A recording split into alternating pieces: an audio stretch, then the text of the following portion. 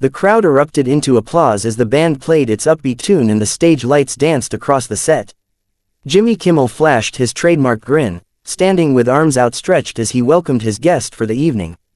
Clint Eastwood emerged from behind the curtain with his signature slow walk, calm and collected, wearing a dark blazer and that unmistakable squint in his eyes.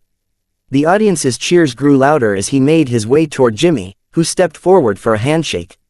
The two men clasped hands, but even then, something felt just a little stiff about it. Jimmy gestured toward the chair with a casual, "Clint Eastwood, everybody." And they both sat, but there was an undercurrent of tension that even the warm studio lighting couldn't hide. Jimmy leaned in with his usual charm. "Clint, you're looking good for 93, what's your secret? Desert air, or just yelling at empty chairs?" The audience laughed, but Clint only gave a brief smile, lips barely parting. "Just staying away from late-night shows," he replied dryly, earning a few chuckles, though it was clear he meant it. Jimmy laughed louder than he needed to, but his eyes narrowed slightly. "Oh come on, we're not all bad, are we?" Clint gave a small shrug. "I suppose not all," he said, adjusting in his seat, though some prefer jokes over truth. Jimmy raised his eyebrows, amused but slightly surprised. "You always go straight for the jugular, don't you?" Clint tilted his head, only when provoked. Trying to lighten the mood, Jimmy launched into a story about Clint's early career, but it came with a dig. "And then you went from spaghetti westerns to directing Oscar bait, how's that evolution feel?" Clint's jaw flexed slightly as he replied, "I just told stories people needed. Some people host, others create." The audience was quieter now, sensing the shift. Jimmy tried to regain rhythm, cracking another joke about Dirty Harry, but Clint leaned back and let the silence answer for him. The tension was subtle, not explosive yet, but the spark had been lit. Clint's cool exterior wasn't just cinematic, it was real, and Jimmy, for the first time that night, didn't look so comfortable in his own chair. Jimmy straightened in his chair, glancing briefly at the cue cards in his hand, then looking back at Clint with a smile that was beginning to lose its ease. "You know, Clint," he said, feigning casual curiosity, "you've never been shy about your opinions. You're kind of like Hollywood's grumpy grandfather." A few people in the audience chuckled, but the laughter was scattered. Clint didn't even blink. "Grumpy," he said, voice low and deliberate. "Maybe, but at least I say what I mean." The room quieted just enough for the edge in his tone to register. Jimmy nodded quickly, playing along. "That's true. I mean, you did talk to a chair once at a national convention, remember that?" He smirked and leaned back like he'd landed a clever jab. Clint looked at him squarely, unmoved. "Yeah, and even the chair had more sense than most of the people in that room." A few gasps rippled through the audience, some awkward laughter, others unsure whether to clap or stay silent. Jimmy raised his eyebrows, clearly not expecting that reply. Okay, he said, holding his hands up in mock surrender. "Didn't mean to step on any nerves." Clint's eyes didn't move. "You didn't step on anything I wasn't ready for," he said. Jimmy shifted in his seat, eyes darting to the camera briefly before continuing. "I mean, it's just interesting, you know.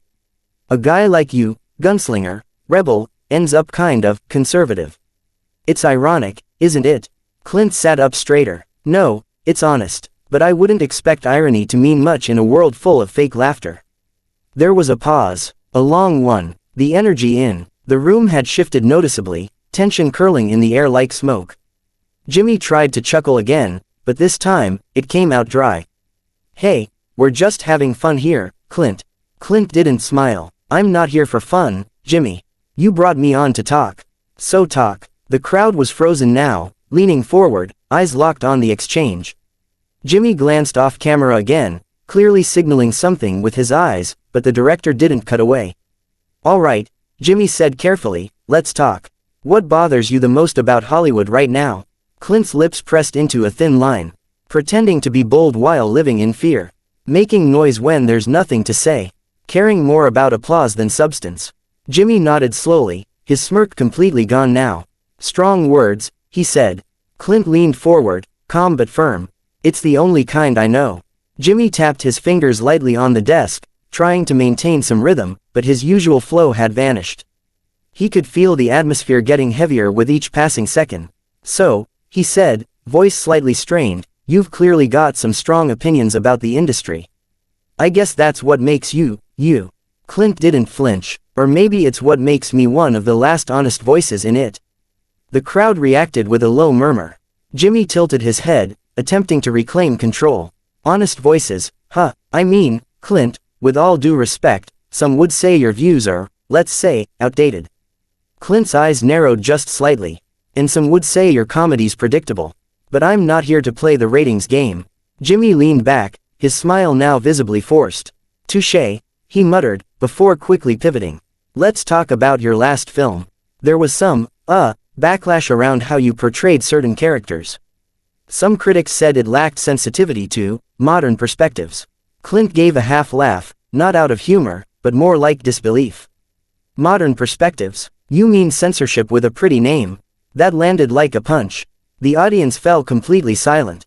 Jimmy opened his mouth to respond, but Clint was already continuing. I make films about people, flawed, real people. Not polished caricatures to keep keyboard critics happy. Jimmy adjusted his posture, clearing his throat. Look, I'm not trying to pick a fight here, I'm just bringing up what's been said. Clint's voice stayed low but intense. Then maybe you should say what you think, instead of hiding behind what they say. That line hit hard. Jimmy blinked, clearly not expecting that kind of direct challenge. All right, he said, his tone dropping. I think sometimes people get so wrapped up in their own legend, they forget to evolve. Clint didn't miss a beat. And sometimes people laugh so loud at their own jokes, they don't hear themselves becoming irrelevant. The crowd reacted audibly, some stunned gasps, others whispering. Jimmy's jaw tightened. He picked up a mug and took a sip of water, more to fill the moment than anything else. You've got a sharp tongue, Clint. Still got that dirty hairy fire in you. Clint's gaze held. And you've still got a stage, Jimmy. Use it for something other than sarcasm. For a few seconds, the air felt so thick it could be cut with a knife. The banter had fully turned into confrontation. There were no punchlines, no laughs, just truth, raw and unfiltered, laid bare in front of a crowd that didn't quite know whether to cheer or hold their breath. A subtle flicker of movement behind the curtain caught the attention of the floor crew, two stagehands and a member of security inching closer to the edge of the set, just in case things escalated. Jimmy leaned in, trying to salvage the moment, forcing a lighter tone into his voice. Look, Clint, I think maybe we got off on the wrong foot tonight. This is just a bit of late-night fun. You know, jokes, conversation, entertainment, nothing too serious. Clint's stare didn't break. The problem, Jimmy, is people treat everything like it's just a joke now. Truth becomes a punchline, and courage becomes a meme. I don't play that game. Jimmy raised his hands with a faint chuckle, trying to neutralize the edge in the room. Okay, fair enough, but come on, you've made your fair share of bold statements over the years. You must know how this works. You stir the pot, people react, that's the deal. Clint's voice sharpened. That's not a deal, that's a trap. You corner people with staged laughs and smug questions, then you call it journalism. The audience murmured again, feeling the sting of his words. Jimmy glanced toward the camera again, clearly weighing whether to keep going or pivot fast.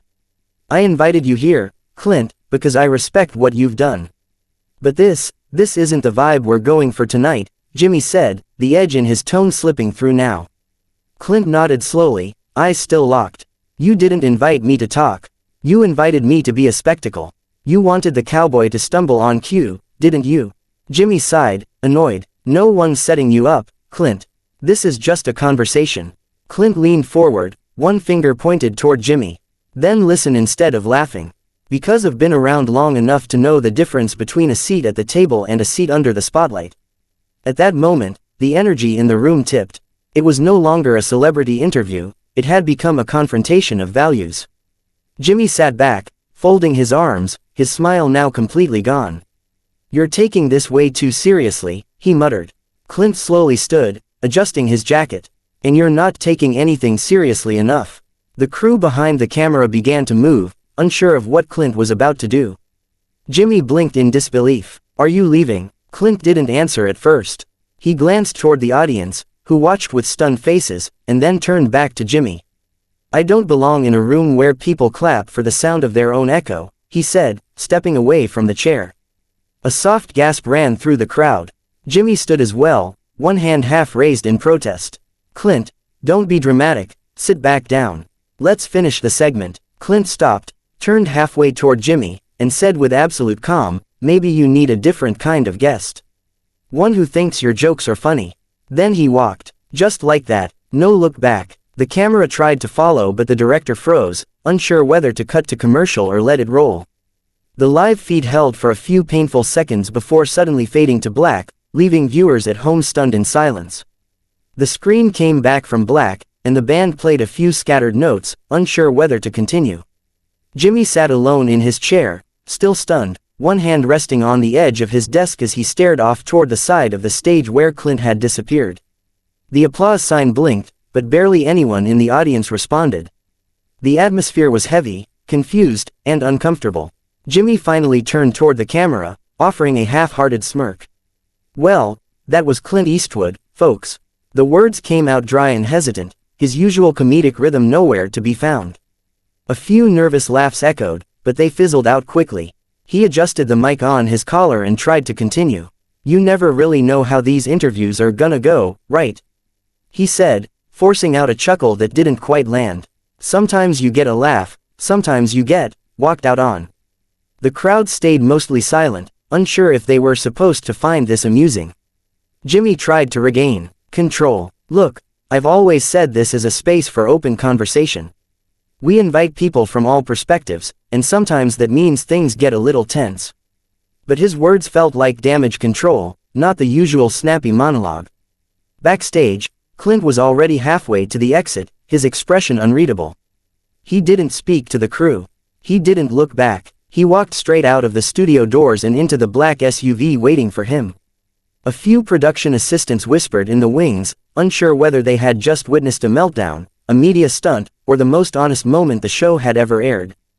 Jimmy sat at his desk in silence for a beat longer, then glanced off camera. "We'll be right back," he said quickly, signaling for the commercial break. The moment the cameras cut away, he stood up, tugged at his jacket, and exhaled sharply. A producer rushed over, speaking low and fast, "What do you want to do?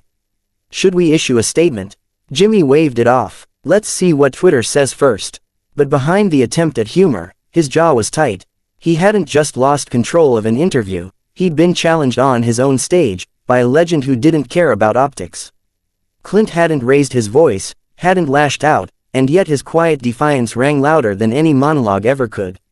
Jimmy rubbed his forehead and returned to his chair as the cameras came back on, knowing that from this night forward, that 10-minute exchange would be replayed, dissected, and quoted everywhere, and that no joke would be enough to erase the echo Clint had left behind.